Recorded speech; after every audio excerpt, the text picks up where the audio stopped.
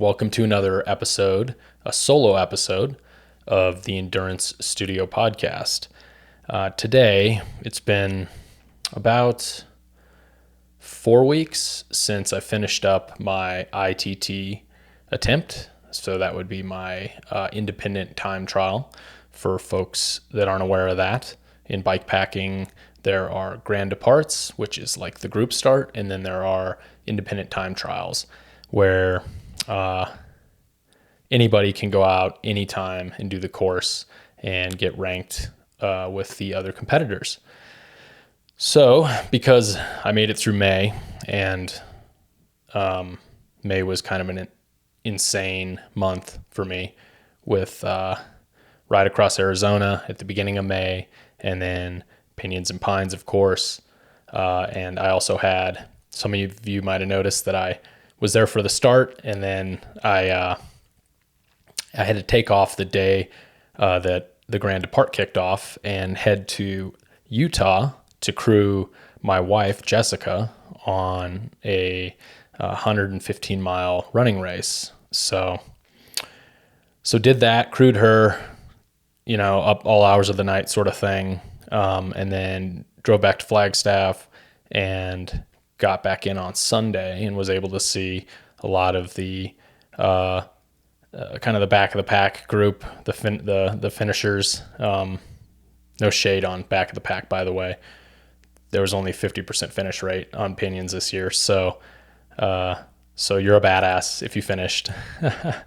But got to see all those folks come in, and so that was really cool. And I got to relieve Dana from his duties of kind of welcoming people in, welcoming finishers in.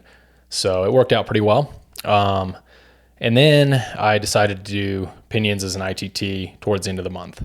So little bit different conditions. It was a little bit warmer during the day. A few weeks does make a decent difference. But so today's episode, I'm going to go through kind of briefly as possible, go through kind of my key takeaways from kind of the last pretty critical things that I've learned, both with Ride Across Arizona and in Pinyons, and see if I can share those things with you all today. So, and then I'll go through the route recap a little bit for the second part of this podcast. So, stick around and we can learn about some of those things. But first, I do want to shout out and thank some of the new YouTube members. So Rodeo Adventure Labs, thanks for supporting the podcast by becoming a member. And Wendell Brown, thank you also, Wendell, for becoming a member and getting early access to new episodes and also ad-free episodes. So thanks to you too. Also, I do have a few new Spotify members. I can't seem to get the list of names for that, so I can't shout you out by name, but you know who you are. So thank you for supporting through Spotify. I think one of you might be Garrett Mack, so thanks, Garrett. Appreciate it. Also, a super thanks from Sandstone Pictures. Sandstone Pictures is my buddy Greg Dunham. I got done a couple episodes with him. His production company. So movie just got released. We did an episode together, Hidden in Plain Sight. Go check it out. But thank you, Greg, and thank you, Sandstone Pictures, for supporting everything here at the Endurance Studio. So, all right, let's jump into it.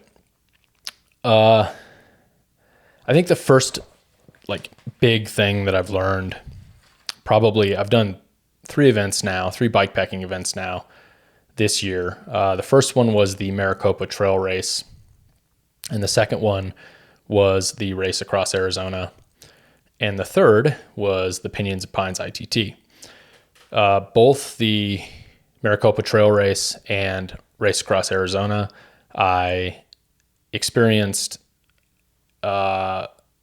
extremely painful, extremely long-lasting cramps in my legs, my quads and my hamstrings.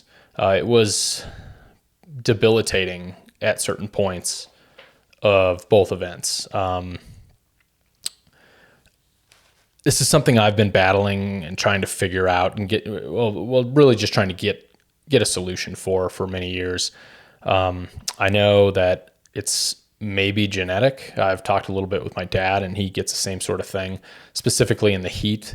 We were big sweaters. We sweat a lot. I remember when I was a kid, he would always be wearing a sweatband and just dripping sweat during when he was doing work. So he's always been a big sweater. I've always been a big sweater, and we do lose a lot of sodium through that process. There's some different theories out there about what are the origins of cramps? Is it neurological? Is it purely electrolytes? Is it genetic? What causes it? Nobody really knows. Science is a little thin out there, but it definitely made for a rough time. On Maricopa Trail Race, I cramped up at the beginning, and then I cramped basically from 10 a.m. until about 10 p.m. that night. So about 12 hours of just fending off cramps all day. I got behind on water. I got a little short. I miscalculated, and then it just was downhill from there. And then that was it. I was fine after that first day. A couple years back, the same thing happened to me on the Arizona Trail Race 300. Extremely hot year. The first day I cramped so bad going into Kentucky camp. I had to lay down and rehydrate at Kentucky camp for about an hour. I just was so worked. The sort of cramps there where you're trying to get into your bivy and your legs are just seizing up and you can see your muscles quivering. I've tried to push through it. That's not really a good idea for me. Yeah, I've tried. I get off and stretch, and then they kind of creep back in later. It's just a slow process of managing them. So I've been trying to figure out how to know that they're coming and be preventative on the cramps. Race across Arizona the first day, very hot day, got into over 100 degrees on the first day in the desert on the western half of the state of Arizona. And I, again, had to ration some water. I was carrying a lot. There was a large carry for that. But I just didn't, I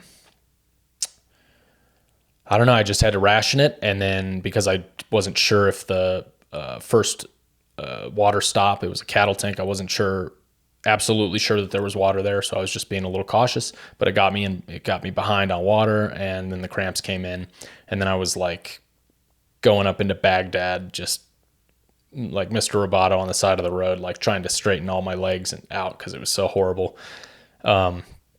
Again, got into Baghdad, got a bunch of soda in me, and they kind of went away and they never came back for the rest of that ride for the next 3 days. So it's really, how do I manage this first day? And that's kind of what I was testing on Pinyons and Pines. And so back to Pinyons and Pines, I really started to focus in on this idea of sodium loss. And maybe perhaps my biology is one that loses more sodium in my sweat than others, perhaps, because I've talked around and talked to people, and anybody know anything about this in the comments, please share the information. I would love to find out about this. But anecdotally, I did learn something huge on Pinyons, and I alluded to this in the last episode with Chase Kaufman, and I forgot to bring it up towards the end, so apologies on that, but here it is. Basically on Pinyons, I started using Element, the product Element, LMNT. I hear about it a lot through various podcasts that I listen to. I'm not sponsored by them at all or anything. I don't get anything from them. In fact, anybody I talk about today, I'm not sponsored by or anything. This is just purely anecdotal information off of my own trial and error. So Element, it's 1,000 milligrams of sodium, which is a lot. And it's got potassium and magnesium as well in it. No sugar, just electrolytes and a lot of sodium. That's a lot. 1,000 milligrams is a lot of sodium, but it's not a lot when you're losing a lot. So after doing some research on the internet, the human body can lose, depending on your physiology, can lose between 200 milligrams and 2,000 milligrams of sodium per 1 liter of water. So if you're on the high side of that, that's a lot. I'm going through 5 liters of water in 80 miles, 100 miles on some of these events, depending on the time of day and the temperature. And so that makes that 1,000 milligram sodium packet not seem like a lot of salt. I've kind of been programmed. I don't know what it is growing up that, you got to watch your salt. You got to be careful about salt. Salt's going to give you, hypertension and all kinds of cardiovascular problems. And I think I've been undercutting myself on salt this whole time, like the last 6 years that I've been bike packing. So what I did was I packed 10 small packs of Element. So those are 1,000 milligrams each. So that would be 10,000 milligrams of sodium over time. And then I had 2 bottles. I had one 750 milliliter bottle in my cage, and I had another 975 milliliter bottle in the cage. And then I had a 2-liter bladder, and then 1 liter total in flasks in the front on my vest that I wear. And so what I would do is put Tailwind in the vest, and then I would put 1 packet of Element in the 750 milliliter bottle, which is a pretty heavy mix. And then I would just put regular water in that 975 milliliter bottle. And so what I would do is just take a shot of that Element and then chase it with some regular water, because it did seem, at first it seemed like really salty, like overwhelmingly salty, like you're drinking flavored seawater. So I would chase it with that just straight water. And that seemed to be a really nice combo for me. But then as the race got deeper, I started to really yearn for that taste. My body needed it. I needed that salt. So it didn't taste like drinking salt water anymore. It tasted like drinking something that I really, really needed to be consuming to replace what was in my body. So I did that for the 50 something hours that I rode and went through all of the Element. And it felt like I unlocked a new secret level in my bikepacking life. It really did. The last time I felt this was when I discovered Tailwind, just a more efficient, faster processing way of getting sugar and carbohydrates into my body. This was like something I had been missing. It felt like I had been missing out on this thing the whole time. It was incredible. Sodium apparently is one of the main things that transports energy throughout your muscles, throughout your blood and throughout your muscles. So yeah, I don't know why it took me so long to figure this out, but it had a dramatic impact on the way I felt during the race. Also, magnesium and potassium. The potassium, I'm sure, the combination between the sodium and the potassium, I'm sure, ceased the cramps. They just did not exist. And I had a huge day on the first day. I got down into Sedona around 5 o'clock. I hit the Circle K, and that was many miles in, over 100 miles in of hardcore single track riding that first day. And I know I was replicating the environment I've been in the past that I definitely would have gotten cramps. Very dynamic riding. Usually I can feel it starting in my feet and my toes. My toes will cramp, and then it'll move its way up my leg. And I had none of this. Absolutely none of this. I felt strong. I felt like my body was operating at peak efficiency, all during the heat and heading over to Kasner, and it made a remarkable difference. The sodium, potassium, and then the magnesium. I'd say that the magnesium helped me specifically with this thing I call second day soreness. So after you put in that first big day, the next day, 2 days later, I have a tendency to get this really, really bad soreness that I kind of have to fight through. And I've heard anecdotally that magnesium can help that with the muscle soreness for multi-day stuff. And I definitely felt a difference here on that second day of riding Pinions. So I think all in all, I'm going to stick with this. I'm not necessarily sold on Element. I mean, it's easy, it's convenient.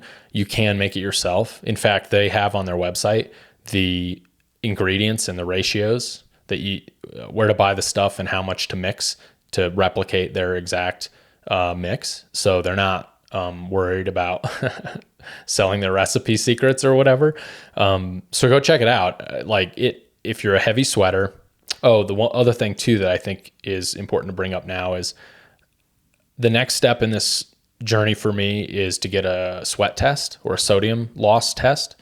I don't know of any in Flagstaff. I've been looking around. Looks like I have to drive to Phoenix to get one, or like Durango. There's a few places there. I think Scratch has a facility that allows you to get a sodium test, Scratch Labs. So I want to actually find out how much sodium I'm losing. Am I on the 1500 side? Am I on the 1000 side? Where am I at? And so I can actually like kind of somewhat prescribe how much sodium I should be intaking on these events, depending on the temperature. And I mean, there's a big spread between 110 degrees in the desert and 30 degrees riding through the forest in the snow. So with that in mind, there is an average I can hit. But all in all, anecdotally, it's a game changer for sure. This is a game changer. This is something I'm going to lean into big time. So it's a big one. If anybody knows any sodium tests or like online sodium tests that I can take where they can ship the stuff to my house, put it in the comments, please. Shout it out. I would love to just get something in the house, take a test, and then send it back rather than drive all the way to Phoenix. Phoenix, by the way, sorry, Phoenix people, but it's hot as hell down there. It's like this third armpit of hell. Yuma's the first one. Tucson's the second one. Phoenix is the third one. Okay.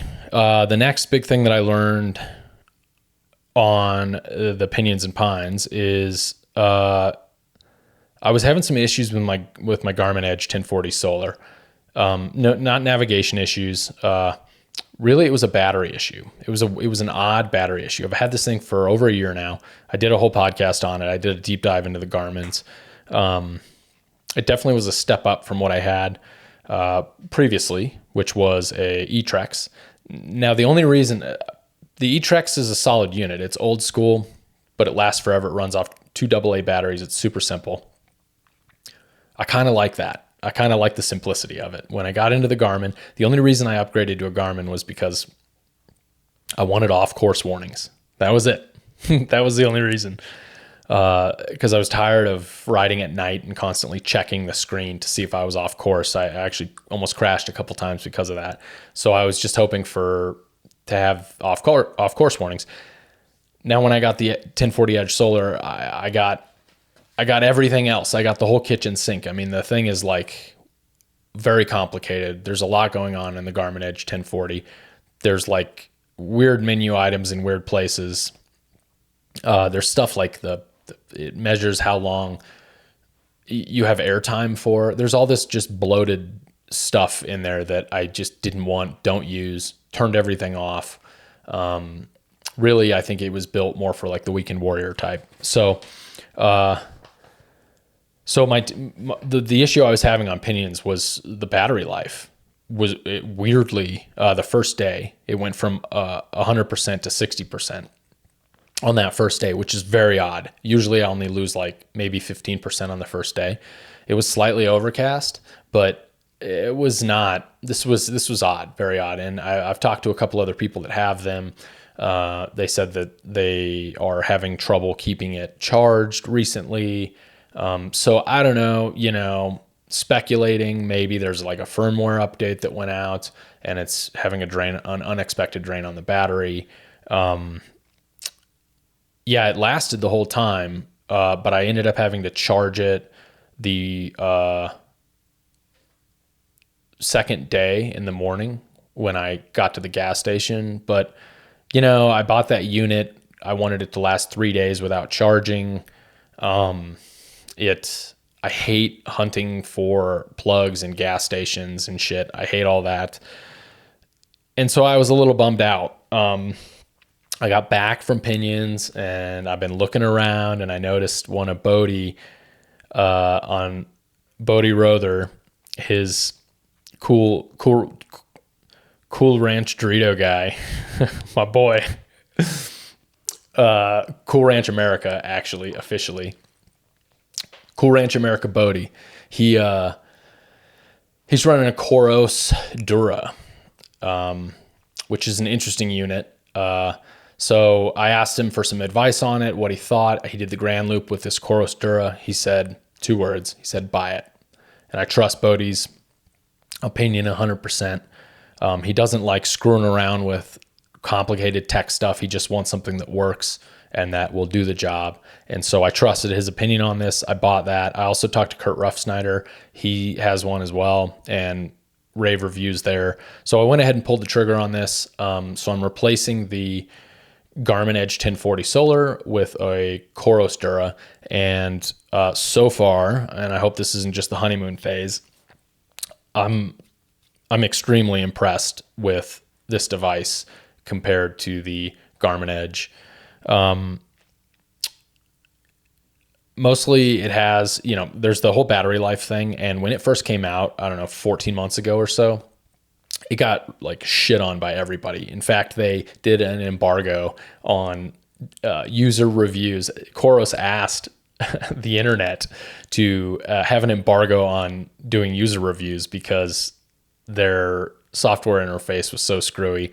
Who knows why they released it that early when it wasn't really ready for market, but they did. They put it out. Everybody at that time was saying, give it a year.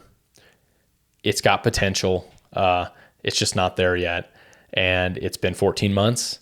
And their claim is a 2-to-1 charge ratio. So you ride for 2 hours in the sun.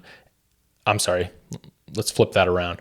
1 hour in the sun will give you 2 hours of charge time on the device. That's kind of insane. So there are people claiming that they put it on their bike and they've never had to take it off to charge ever. It's got a big solar panel on it, and I know their watches have incredible battery life. Just like they have something going on with their batteries, that some sort of battery tech that is just better and different than say Garmin, for example. So, my first thoughts on that thing are, it's a game changer. It's like the eTrex 2.0. It's everything I loved about the eTrex, and also a few of those new computer features that I really wanted, like the off-course warning. But it's all packaged into this like simple, straightforward, easy-to-use interface. So one of the key differences between the two, the Garmin and the Coros, are the Garmin, you have to customize all the screens on the device itself. And on the Coros, it's through an app. So it's a very simple interface on the device itself, but you can set up and customize everything on your phone and then sync it to the app. I much prefer that over trying to dick through all those menus to get what you want. It's just tedious. So right out the box, that was like one thing that I was stoked about. Another thing is the screen has sort of like a reflective coating inside of it, which reminds me of the eTrex, the old school eTrex. So it's really bright, and that's the number one thing that sucks up battery life. And maybe that's where they have a difference here. It reflects well, it stays bright. And I just imagine it's not taking up near as much battery life as the Garmin was. So yeah.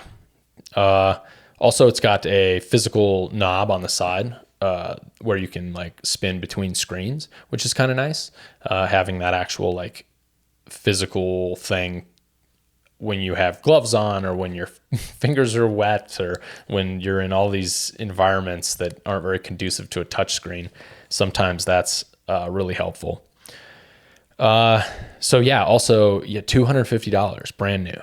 Like how's this possible? What is going on here when fucking Garmin is charging $700?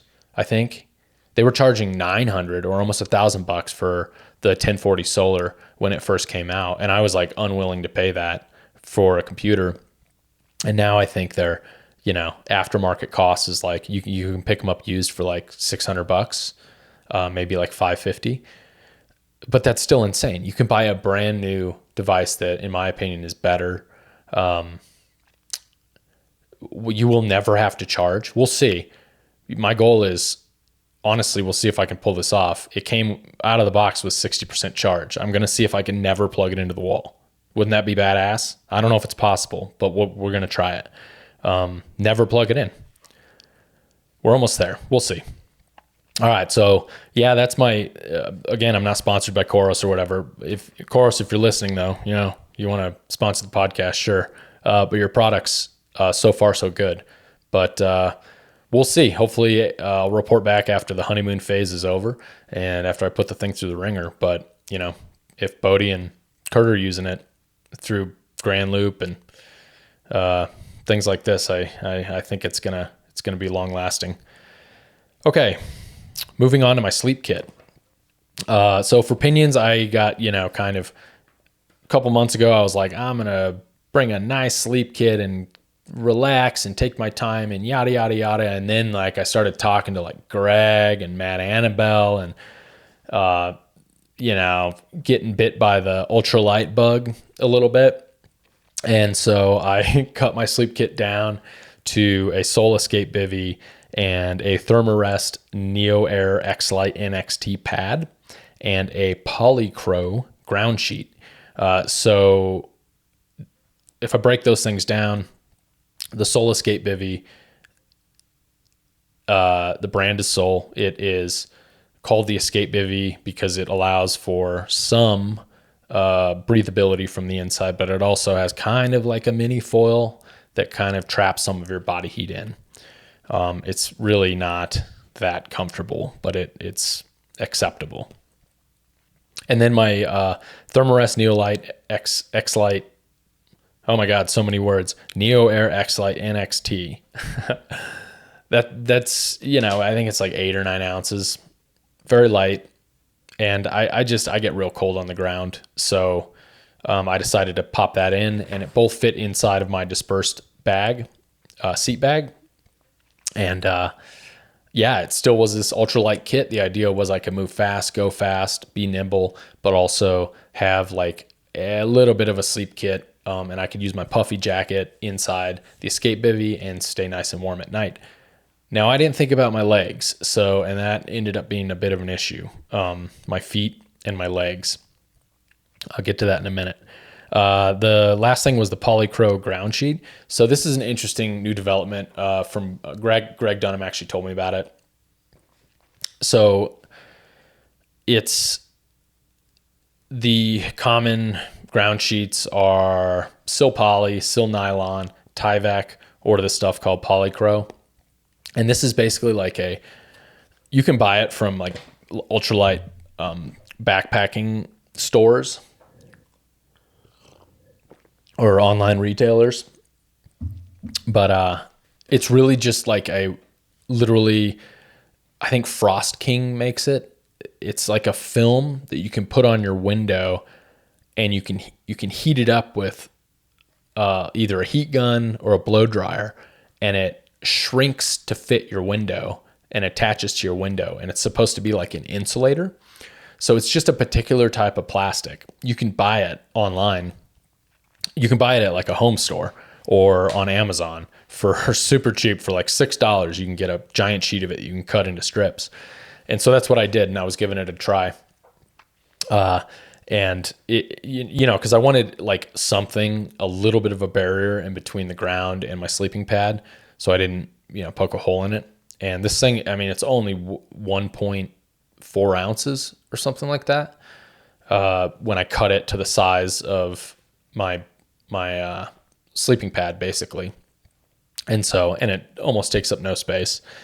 So I went with that. And yeah, those 3 items. And the temps were about 40 degrees overnight, maybe a little less. I got all the way, my first sleep was about 2 a.m.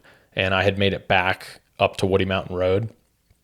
And yeah, I got cold. My feet and legs got really cold, and it was quite uncomfortable. I think the takeaway here is I need to bring something. If I'm going to try and sleep, I need to bring something for the legs and the feet. Or I just need to like bring my quilt. I like, in hindsight, I probably just would have brought my quilt, and my other lighter bivy, the Borogear bivy. I think I just would have been warmer, and I just would have, those 2 hours of sleep would have been way more productive. 3 hours of sleep. So I think next time I don't think it's worth this ultra like skimping sort of thing for me personally. I know some people can do it. I know they just love waking up from shivering. That's their alarm clock. I think you're fucking crazy. I just think I'm going to bring a quilt moving forward, because I started to do the math on, well, what if I bring little booties for my feet, and then maybe just something light to cover my legs up, and I started to add it all up, and it's just like the same as just bringing a quilt. So just bring a quilt. That's what I'm going to do next time. If I plan on sleeping, just bring a quilt. You get a lot colder than you think. So also, I'll get into, when I do the route recap here shortly, I'll get into the other things that kept me awake that night. I talked about them a little bit in the last pod, but yeah. This episode is brought to you by Squirrel's Nut Butter. They make adventure anti-chafe lube and healthy, organic, restorative skin salve. I don't leave home without it when I go on an adventure. I think it's the best in the business, and I am proud to be an ambassador. So check them out at squirrelsnutbutter.com and use my code ENDURANCE20, all caps, for 20% off. Okay, let's talk about tires. I ran the Continental Race King 2.2s, and so those are a very narrow cross-country tire that have very low rolling resistance. Same exact tires that I used on ride across Arizona, or race across Arizona. Yeah, I do them again, definitely, for this mixed gravel and single track. I got really into a groove on some of the single track, particularly near the end of the course, where they're coming down from Arizona Snowbowl on the Arizona Trail. It's pretty gnarly and chunky, and I really got into this. I got synced in with my tires at that point and really got into it. And the whole first day was all just single track ripping. So yeah, I really enjoyed them. I had no problems with sidewalls or anything like that. They felt like a very precise tire.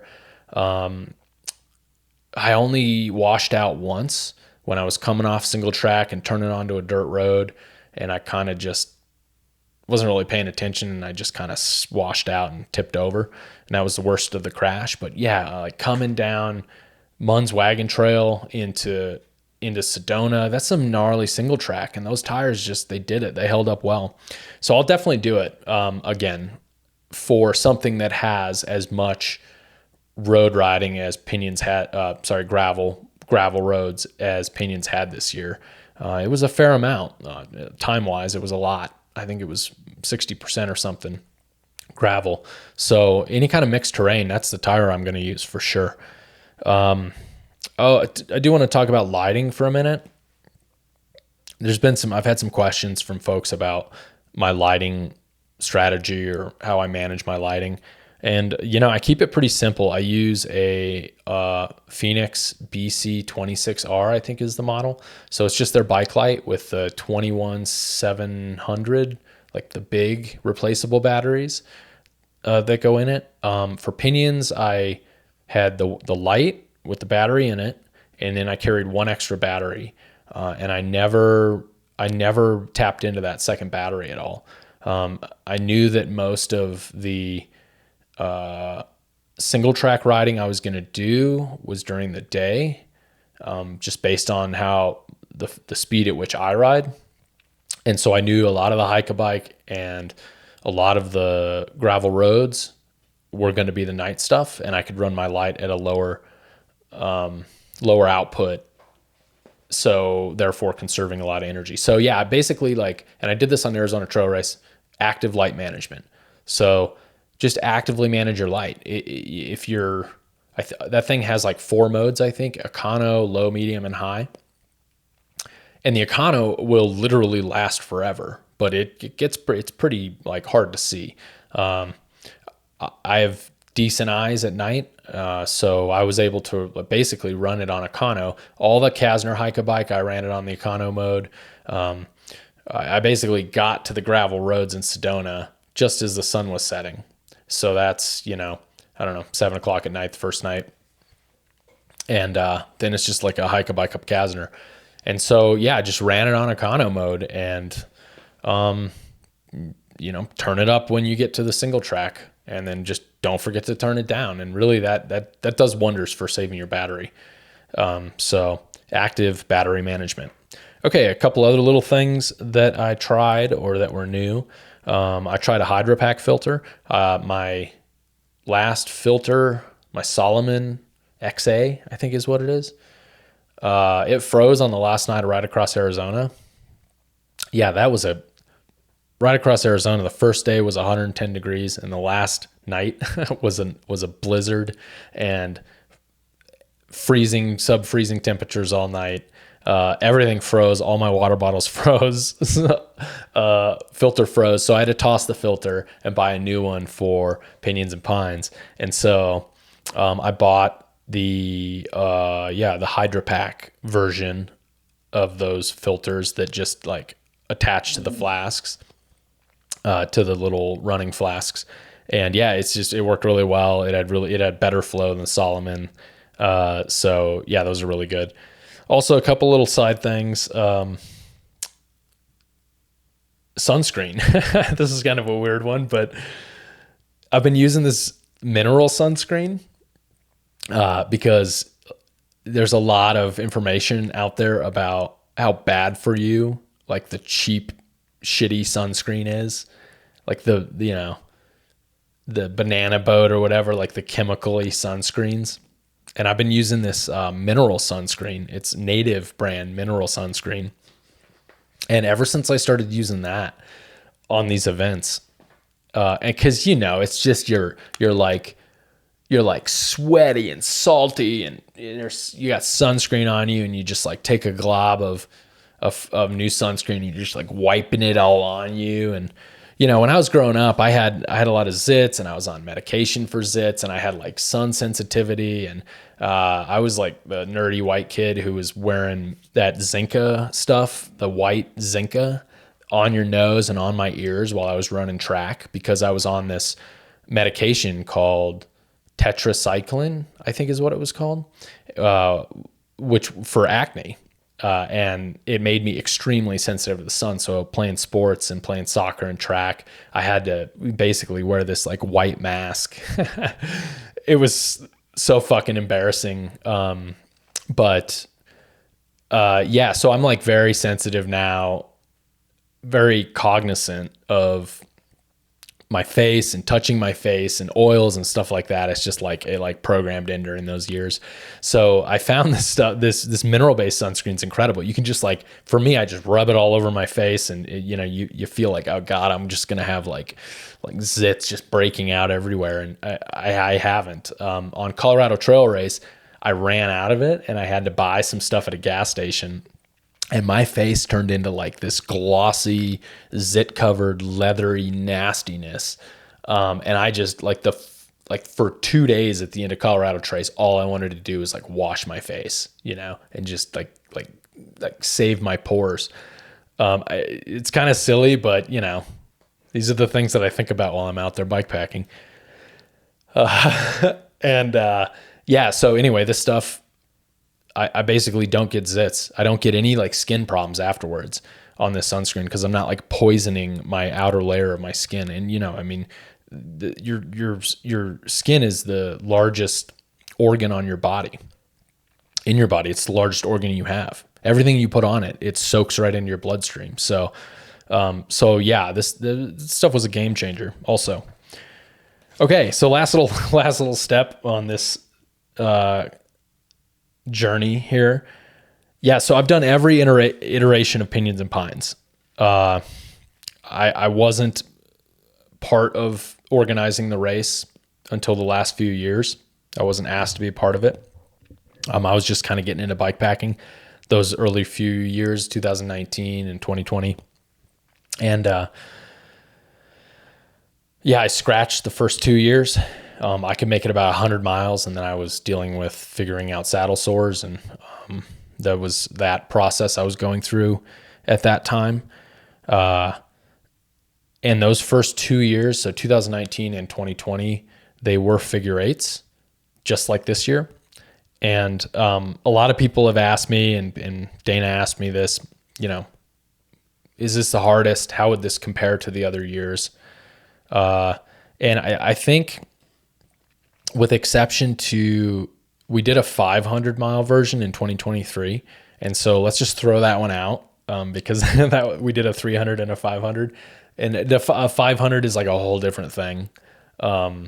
It's like in a different class completely. So if we keep this classed in like the 300-ish mile class of race, I definitely think it was, I do have to say, I think it was the hardest iteration.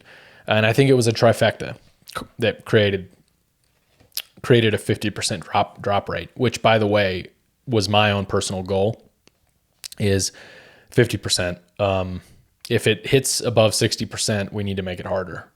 Definitely. And I do know I share this philosophy with a few other folks. I think John Schilling kind of loves this idea. So we hit perfect. We nailed it. We nailed just around 50% this year.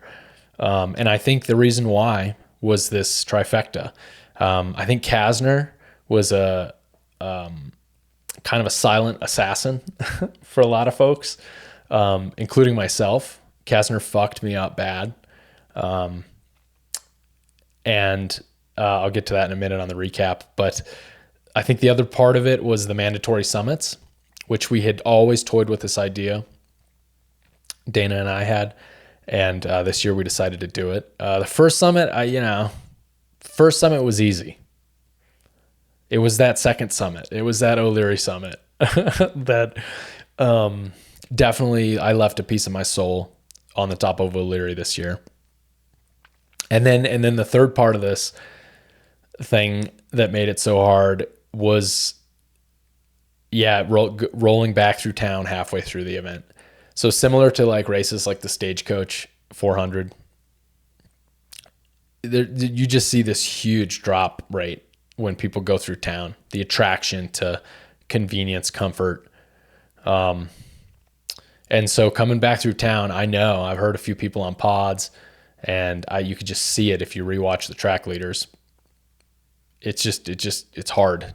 It's hard for people to go through that. So yeah, I think that was the reason what made this the hardest. So very interesting. So this episode is brought to you by Embark Maple. It's just good energy for endurance sports. We've all been there, the dreaded bonk out on trail. And when that happens to me, I take a swig of this 100% organic and tasty maple syrup, and it brings me back to life. I'm so proud to be an ambassador and have them as a podcast sponsor. So check them out at embarkmaple.com and use my promo code EMBARK20 for 20% off. Let's get into the recap a little bit. So I'll kind of breeze through this recap of kind of my experience on it few weeks after the Grand Depart. I'd like to, I guess, start by saying, like, it was a very successful Grand Depart. Thank you for everyone who participated, left a piece of themselves out there on the course. We had, 3 people under 18, 1 female under 18 that did it. I don't know if there's anybody else out there, if there's any other races out there where they have a 16-year-old girl finishing multi-day, particularly difficult courses. It's an incredible thing to be a part of and to see. And so thanks to everybody for showing up and making it a good event. And congrats to everybody who just totally crushed it. The top 5, top 10 people. You guys are, I'm out there thinking, how did you guys do this? You guys are you guys and gals, you're special people. So thanks to everybody on that one. So on my ITT I did, I started with my buddy Tyler. He was planning on only doing the Southern Loop, so we kind of rolled out that neutral rollout together, and then we started to spread out a little bit. He had a pretty heavy bike load, and I was running pretty light and feeling pretty good. So yeah, I made it up that first bit. I saw Cruz, Blue, and Nixon. They were heading up to Eldon that morning, which was pretty cool because the local pizza company, Pizza Cletta, they were doing pizza golden ticket sort of thing, pizza coupon giveaway thing. I didn't even know they were doing it that morning. So I looked down and see Cruz and Nixon, and like, oh, fancy seeing you guys here right as I start. So yeah, head up to the top, high five them, and get the journey started. Cruise along, and then the next big event was mile 25. There's this part around mile 25. There's this part, you go under the tunnel, you're on the Arizona Trail Race, you go through the tunnel underneath the road, and then right on the other side of that, there's all these like big old volcanic jutty rocks sticking out. And every time I go by there, I've ridden it, who knows how many times, at least 25 times I've ridden that section. And I'm always like, be careful, be careful, be careful. Watch your derailleur. And this time, man, I just smashed right into it. I just smashed one of those rocks, bashed my derailleur hanger. I look back, I inspect it, and yeah, I bent the shit out of the derailleur hanger. So basically, I was only able to, and I didn't have an extra one. It's I have a universal derailleur hanger on my bike, and I didn't have an extra one. So I was only able to stay in the top half of my gears or the bottom half of my gears, and I was adjusting the barrel adjuster basically to, stay in one or the other. And that's a pretty common sign of a bent derailleur hanger, is if you can only like shift correctly in one half of your gears, top half or the bottom half. And so I pretty much knew it was a bent derailleur hanger at that point. It was okay. I was managing it okay, except for it was so bent inward that it was, when I would go up into the high gear, occasionally it would just, the chain would go all the way off up into the spokes, and I'd have to stop and deal with all that and take it off.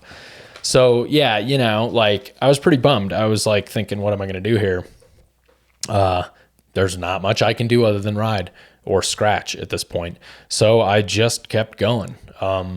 And just, the top 5 gears, my largest gears were working okay. And I was like, you know what? There's a lot of single track for a long time. So I'll just, and then there's a lot of road for a long time, a lot of gravel roads. So I'll just like manage it and stay in these gears and then adjust my barrel adjuster so that I can not skip around on the smaller cogs. And it was working okay. I mean, it wasn't ideal, but it was working okay. So I make it all the way to, I make it down into Sedona. I drop Munn's Wagon Trail, and I hit the Circle K. With resupply, my thing is like, I know a Circle K. It's not overwhelming like a grocery store. It's got everything I need. It's not like the Chipotle where I can only get one thing. So I hit the Circle K, had a pretty good resupply. I was feeling really good. The element was really like kicking in at this point. Like I was realizing that there was a difference happening here in the way I felt. There was something completely unique happening that I'd never felt before. So yeah, I was feeling okay. And I looked online at the closest bike shop. There's Thunder Mountain Bikes down the road. It's off route, like 4 miles. And they closed in an hour. And so I said, all right, let me get sorted on resupply so I don't make a bad decision there. And then we'll see what time it is. So it was 5:00, and I was like, all right, fuck it. I'm going to the bike shop. I'm going to go and see if I can get this fixed. So I haul off course to the bike shop. I walk in, and my friend Tyler's fiance, Gigi, is standing there because she works there. She's standing there, and I'm like, oh, thank God it's you. I don't have to like talk the bike shop guy into, whatever. convince him to loan me a bunch of tools really quick. So she got me hooked up. She got me a universal derailleur hanger, a derailleur hanger alignment tool, and let me work on the stand in the back, and got me all the tools I needed. And so, I changed it out pretty quick. My priority on making sure I understand mechanical things is paying off at this point. Because I'm not like relying on the bike shop people. I'm able to do this myself. If they weren't going to stay open, I was going to call them and just have them leave a derailleur hanger outside for me, because I had all the tools. It just was a hell of a lot easier to do it in a bike stand at the bike shop. And also it was really hot outside. So it gave me kind of 30 minutes, 45 minutes to kind of stay out of the heat in the hottest part of the day and let that sun kind of go behind the mountains a little bit. So I did that. I was chugging Element. I was changing derailleur hangers, and feeling good at that point. I was so high, like naturally high at that moment. Like, I'm not going to have to listen to this and deal with this chunky ass shifting and skipping gears for the next day and a half. So I was high, like high. So I high-fived everybody, paid them whatever they wanted. A million thank yous. Shout out Thunder Mountain Bikes. You guys saved me on that one. So if my listeners are ever in Sedona, go to Thunder Mountain Bikes. So I got out of there and hit the road, and Kasner was the next big thing. But I was feeling good. So right before Kasner, there's this tank called Mooney Tank. It's a cattle tank, and the gate was locked, which when I scouted it before Pinyons, it wasn't locked. It had like a chain around it and a sign that said dangerous conditions. What the fuck do you mean dangerous conditions? So, but I had to have water. Like, I didn't have a choice. So I popped over, got some water. I had brought a pickle in a bag. So, like those gas station pickles that are in plastic bags. And I was like, I'm going to eat this pickle in a bag, and I'm going to drink this juice, because this sodium thing is really just like, I'm vibing with this sodium thing. And then I'm going to go climb up Kasner. I'm going to go take Kasner out. Right. And so I did. I sat there and I drank some water, and then I ate this pickle, and then just all this pickle juice, I just chugged the whole thing in one drink. Right. And then I checked my water. Okay, I'm good to go. It's 8 hours to the West Fork tank, and it's a long slog up this mountain. And got on my way. And I got the thing with Kasner is there's this, and anybody who did the race, you're going to relate here. So there's this really long, straight, graded road with a 10 or 12% grade that just fucking goes on forever. And you're looking at it with your light, and you just can't see the end. And it's not like switchbacks where it gets to switchbacks, but switchbacks are cool because you feel like you're making progress, and there's natural breaks in it. But this road was just went on forever, right? So I get up that road, just pushing my bike, slog. And I get to the first switchback, and then a wave of nausea hits me. And I'm like, I don't think I should have drank all that pickle juice. And then I started to feel insatiably thirsty, just so thirsty. And the only thing I could think of is it was the vinegar and not the sodium, something to do with that vinegar in that pickle bag. But my problem was I had an 8 hour water carry, and I had 4.5 liters. So I was a little concerned. I can't just start chugging water. So now I'm battling this insatiable thirst and managing water and getting in my own head, and I don't know, just starting to spiral a little bit after a 130 mile day where I was at that point. And so I lay down for 30 minutes, and I'm like, let me just kind of lay down and see if I can sleep this off. Lay down, get really nauseous, lean over and vomit pickle juice up. And then I feel freaking great. So it's really kind of like a puke and rally sort of situation. I feel fantastic. So I get up and I'm like, all right, let's go, Kasner. I'm not thirsty anymore. I got all that pickle juice out of me. And so, so I start hitting those switchbacks. There were 9 of them. My strategy for switchbacks was I'm going to take a giant deep breath. I'm going to stop at each corner of each switchback, take a giant deep breath for as many deep breaths as the number of switchbacks that I'm on. So, I get to 2, I take 2 big deep breaths. I get to 4, I take 4, and so on to 9. And when I'm at the very top, I'm up there taking 9 deep breaths, and I liked it. It was a really good way to like reset myself and chunk that climb, basically chunk it up into these sections. Like, oh, I can't wait till I get to hit that corner there and take a deep breath. So that was pretty cool. That worked out well. Doing this thing by yourself and being out on an ITT, it's very like isolating, and in a way that I look back now in reverence, but also in a way in the moment that's like kind of scary. And you see lights off in the distance, and that was the first very isolating moment for me. Very isolating, very heebie-jeebie, mountain lion-y sort of thing, like back there in Kasner. And for listeners and for folks that aren't familiar with the course, Kasner is basically like a power line road that is one of the 2 ways that like kind of connects Sedona to Flagstaff. And it's this old power line road that has wilderness area on both sides. So there's not really a lot of activity happening out there. No cars driving by or anything like that. It's kind of a spine that runs all the way back to Woody Mountain Road in Flagstaff. And so, yeah, very isolating, very scary. Didn't see any UFOs. Wanted to, didn't happen. I never see them on these things. But my mission was to get to that tank, was to get to West Fork Tank, to get water, basically. So I wasn't going to stop until I got to West Fork Tank. And so I did. And I got up there, and it was about 2 a.m. I got to it. After like multiple false summits up Kasner, and a couple of more of those just like straight up road ascents, like just pushing your road or your bike up these roads that have no switchbacks, like 14% graded roads. Crazy stuff. This is the first time I'd ever gone up Kasner. For all of you folks, yes, we put it on the course. We've done it many times going the other way, but this is the first time going that way. And it was a special thing.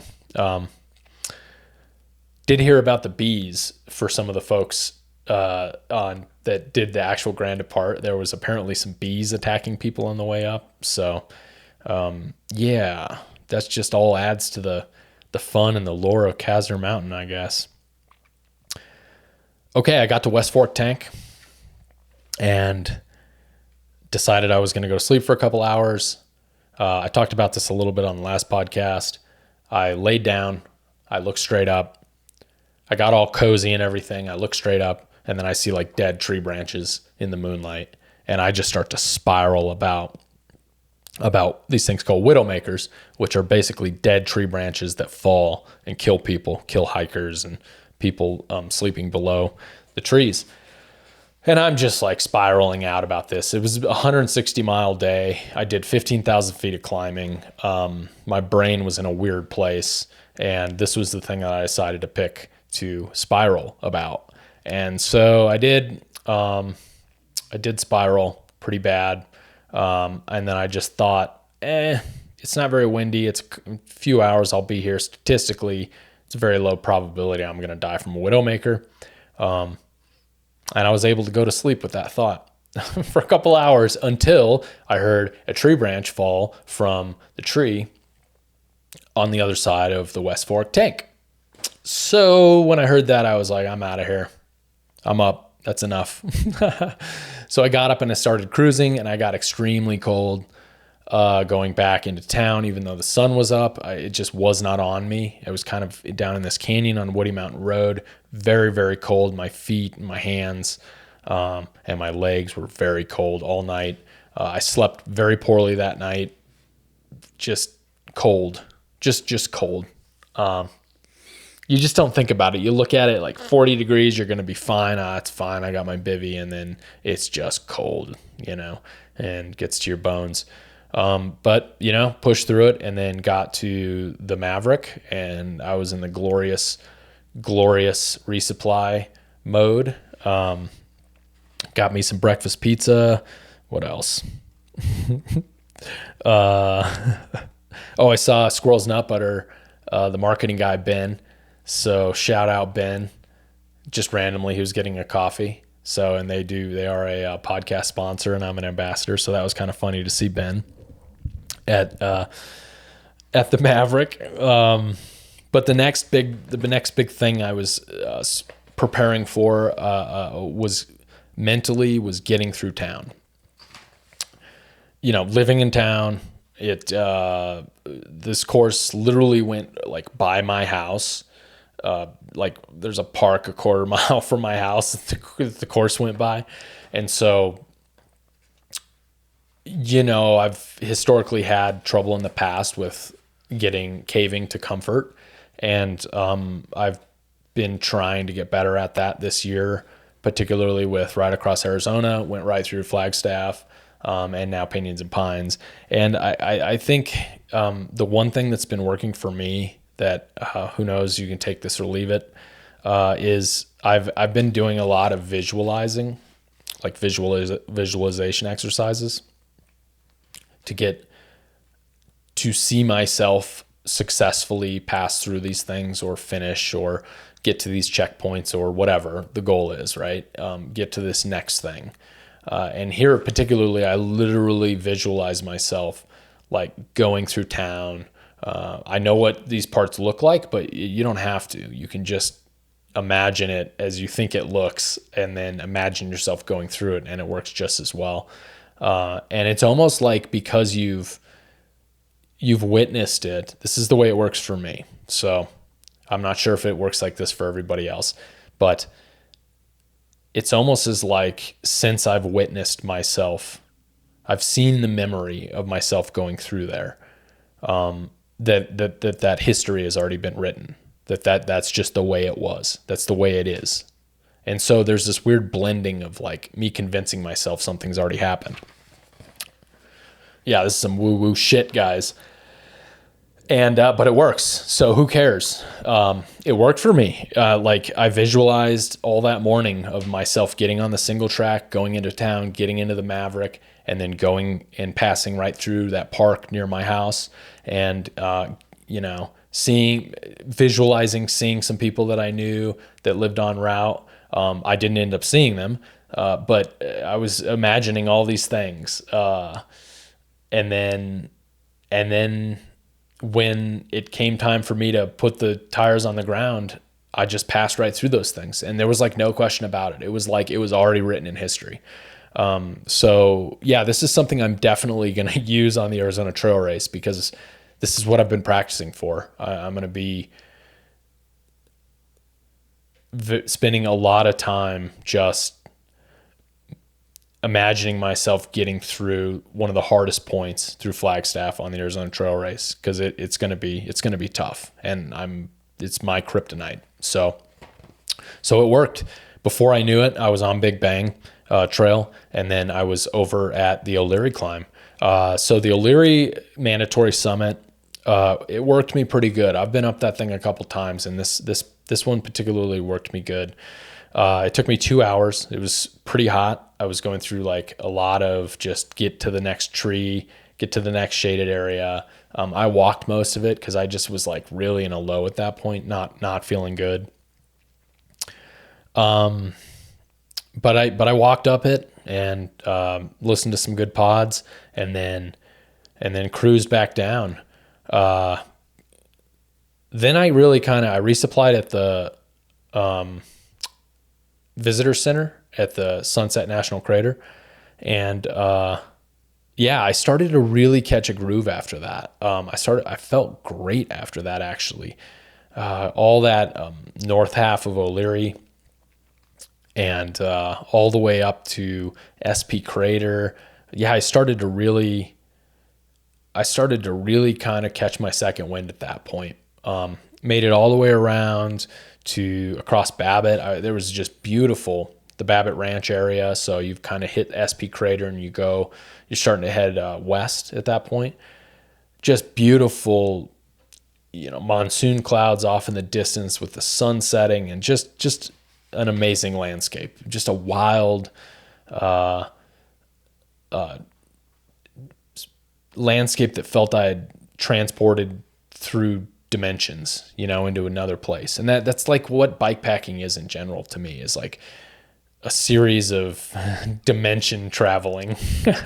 It feels like sometimes, both with time and space. If you've done it, you know what I'm talking about, especially if you don't sleep much. You definitely go through some dimensional shit. Where was I? Yeah, so then I hit the AZT cache box. I chill out there for like 30 minutes. The sun's starting to go down for the second night, so I'm deep into the race. I don't know the miles, but I think maybe there's 8 hours, 10 hours left maybe of riding to do to get this thing done. And I'm benchmarking against Greg's time. I think I could be competitive with Greg. I was about an hour behind him at that point at the Arizona Trail cache box. And so I get up and I keep chugging along. And then the sun goes down. I go into the second night, and this is where things start to really take a turn for the worse for me. I start to really deteriorate around 9 o'clock, 8 o'clock that night on the second night. The poor 2 hours of sleep catches up with me. I get and this was a kind of a new thing for me on bikepacking races. I was getting very jumpy and jittery. It was almost like I had too much caffeine, too many espresso shots. I was getting very twitchy. That's the best way I could describe it, where everything was a predator. I was getting like shaky in my hands, just very uncomfortable in my own skin, I guess is the best way to describe it. I was seeing a lot of things. I don't know if I've hallucinated a few times, and this was different than that. This was not a fun hallucination. This was a bad hallucination, or I was starting to get into a bad headspace, very bad. So, I decided to lay down a little bit at that point. I was getting paranoid. That's probably a good word for it. Very, very, very, very paranoid about everything. So I laid down early, and I thought, let me sleep like a couple hours here early in the night. Because of the cold, earlier in the night's better. And then I ended up just like sleeping like 5 hours.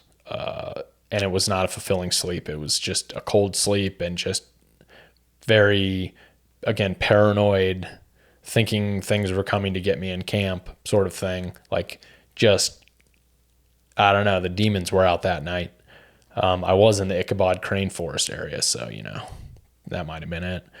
But yeah, I finally got up after like 5 hours, and I get into Parks. It was around dawn. It was all again, very cold. So I just like sat on the bench at the Parks Country Store. Sun came up and kind of started to warm me up, and I just laid there and it felt so good, that sun.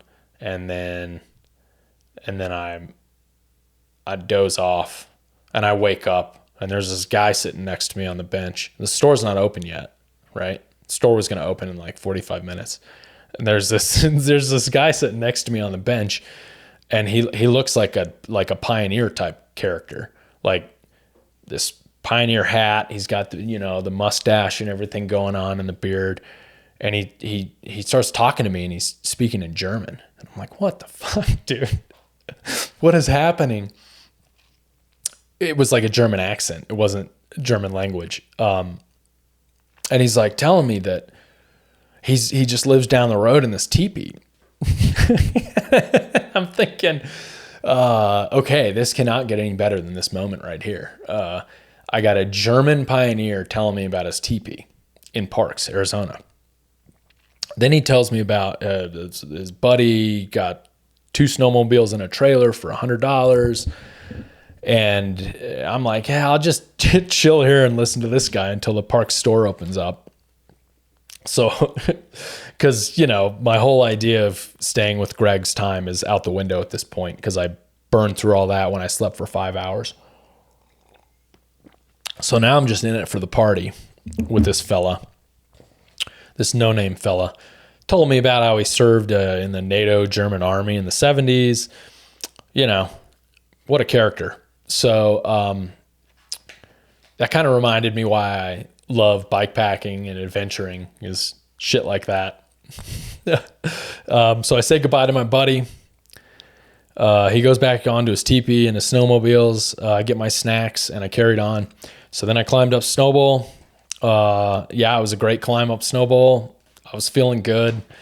Got, descending, really put some headphones in and got into the flow state and really just really got into all the feel goods were happening at that point. The waves of tinglies going up my body and just like the emotions. And, I get this as I approach the finish of every one of these things, just the feeling of, it's a hard to describe feeling for me. Elation would probably be the best word for that. So then at the finish, Cruz McKenna, my wife Jessica, and my buddy Tyler were all at the finish to cheer me in, which was really cool. So thanks guys for showing up for that. And then I just hammered some more Element. It was a great hard event this year. I wish I could have done it with y'all crazy grand departers, but maybe next year, guys. So, and girls. I didn't really have many post-race blues like I normally have after this event, even though I slept less than I've ever slept on any Pinyons and Pines. And I do attribute that directly to the electrolyte balance. I know that in the past when I've gotten significantly dehydrated, I have a much harder rebound the week and two afterwards. I'm very emotionally unstable, I would say, after these things for about a week. I'm short fused at work. I'm not a nice person. I'm not very good to be around. It's just not a good situation. And I do not like being this way, but I do understand that like there's a balance to this. And the more I send myself out of that balance during these events, the more time it's going to take to return back to some sort of equilibrium. So hopefully I've stumbled upon something to mitigate that a little bit, because I just don't like feeling that way, and I want to continue doing this. There's that. So that's it for the debrief. I want to talk just real briefly what I got coming up. So I've been toying with this idea ever since Carrie Miles from the Art of Type 2 Fun podcast put it in my brain. She was talking about a duathlon, running and riding, like a big event, a big sort of adventure, multi-sport adventure. And so I have that on deck. I am gonna, because I do enjoy running as well as bike packing and just general adventuring. And so I've kind of scheming up this idea for what I'm calling the Stagecoach 200, Stagecoach Line 200 Duathlon. So the Arizona Trail runs from Flagstaff to Tucson, which is at the south rim of the Grand Canyon. And that's about 100 miles. There is a bike race and a running race called the Stagecoach Line 100 that runs every year. And so I'm thinking about doing sort of a modified version of that, where I ride 100 miles out to Tucson and then leave my bike in my helmet and turn around and run it all the way back to Flagstaff. So I'm kind of in the midst of planning all that. The logistics, I want to do it in a self-supported fashion, where I figure out the water, drop my own water on the way out. That's the only way I think it's going to be possible, because there are giant stretches with no water in that section. It's okay on a bike, but running is a different story. and the time that it takes to get from point to point. So the only way to really do it would be to drop water part of the way out, ride with some extra bladders, fill them up at the known water sources, and then drop them halfway. And then so that I can have that on the way back. So that is kind of the preliminary plan. I'm looking at doing that in about a month from now.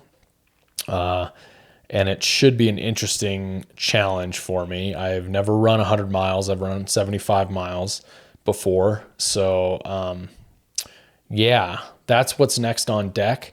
And this is all kind of a long-term plan to train a little better, train a little more comprehensively for the Arizona Trail Race, the 800, which is, a physical beat down on your body. And it's not just about riding. It's about being able to hike your bike, being able to move in different ways over varied terrain, and stay durable that whole time. So yeah, that's coming up. We'll see how that shakes out. I'll report back on that for you guys. If anybody's interested in doing it with me, or at least starting with me. Oh, one thing I'm going to do on it is I was originally planning on just like stashing my bike in the woods at Tucson, but I am going to have somebody pick up my bike in Tucson. So that's kind of the only part that's not really self-supported in the spirit of self-supported, but everything else will be. So that means you have to carry all your own food, carry all your own water, all your own gear, with exception to leaving the bike and the helmet to be picked up in Tucson. So that means wearing your running shoes and flats, because unless you want to carry 2 pairs of shoes. So these are the decisions I'm going to have to make on that. So yeah, hit me up in the comments or shoot me an email or a DM or anything if anybody's interested in joining with me on that one. It should be an interesting, fun time. And I'm kind of half thinking about maybe making it kind of an underground event. So yeah, if you think that's a good idea, let me know. Or if you think I'm completely stupid, you can also let me know that. So, all right, guys, that's it for today. Thanks for listening. Thanks for continuing to support the podcast and share it out with your friends and family. And yeah, have fun on your adventures, and we will see you next time.